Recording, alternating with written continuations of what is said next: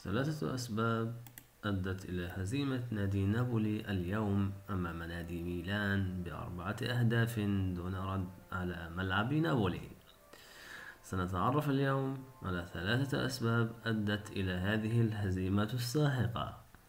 السبب الأول: غياب المهاجم النيجيري فيكتور أوسيمين، هداف النادي وهداف البطولة هذا الموسم، حيث سجل 21 هدف في بطولة الدوري الإيطالي حتى الآن خلال 28 مباراة.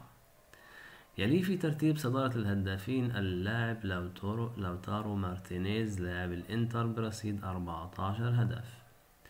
جاء هذا الغياب نتيجة الإصابة العضلية التي تعرض لها اللاعب أثناء فترة التوقف الدولي.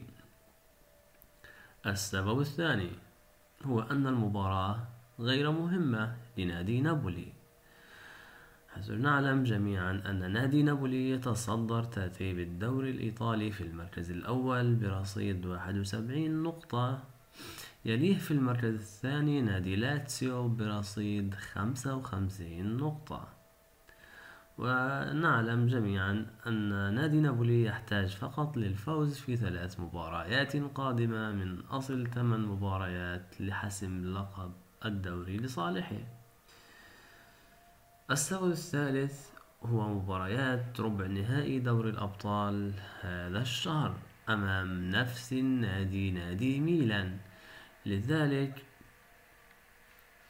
حيث سيواجه نادي ميلان في مباراتين ذهاب وإياب هذا الشهر، وهو بحاجة إلى دراسة أسلوب خصمه الميلان ليتمكن من تجاوزه إلى نصف نهائي دوري الأبطال. لقب دوري الأبطال يصنف أو يحتاج مدرب نادي نابولي سباليتي ليضيفه إلى قائمة إنجازاته، وطمعا في تحقيق إنجاز هذه البطولة التي غابت عن خزائن النادي فترة طويلة.